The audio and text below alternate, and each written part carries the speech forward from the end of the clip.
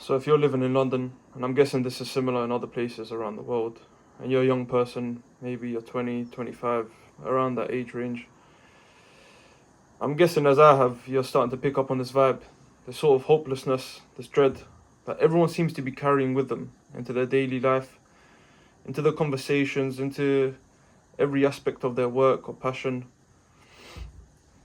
And I feel this is very common with young people. We don't have the sort of willpower to push past the struggle, including myself, and that's why we're living in the age of procrastination. We want immediate gratification. We want immediate results.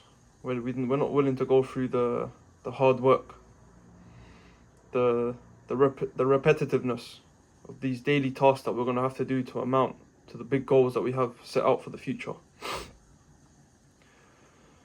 But what I've come to realize is when I wake up, a majority of the time I feel shit. I feel unmotivated. And I used to only go for my goals and go to the gym and do things that were working towards my goals when I was motivated. But that's not sustainable at all. You have to rely on your discipline. And you have to also get after it with a clear mind. You have to understand these little things that you do that don't really seem like much. But in the long run, they will amount exponentially. And they will multiply into your goals. But a lot of us don't really share that vision. A lot of us seem to be carrying this hopelessness. And I believe if you don't protect your energy, you'll easily get infected. It's very contagious.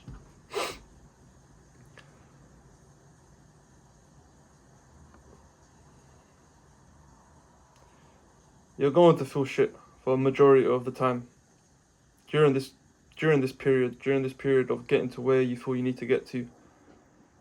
But I think you just got to embrace it. And that's what I'm working on at the moment. I'd rather feel shit but in control than shit but out of control. Ultimately, you get to decide that. That's the only thing you have control over. You don't really have control over your circumstance or how you feel when you wake up in the morning. But if you slightly shift your perspective, you'll be able to do a lot with it.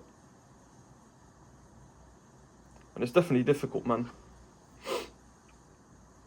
I stopped a lot of vices. I stopped smoking weed. I stopped a few other things, and I thought when I stopped these addictive traits that my problems will vanish. I realized they were a symptom of a core problem inside of me, and that was me trying to escape. That was me trying to escape my insecurities,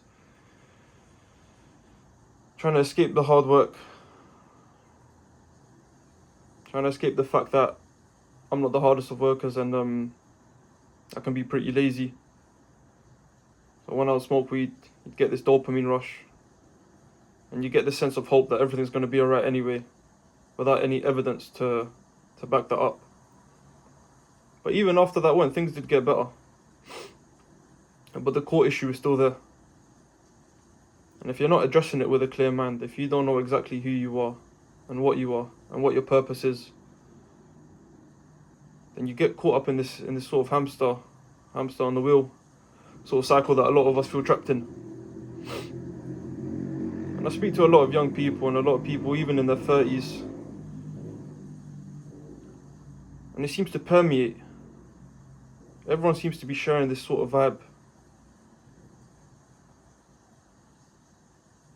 And it's weird, man. I'm not really sure if this was like this a few generations ago.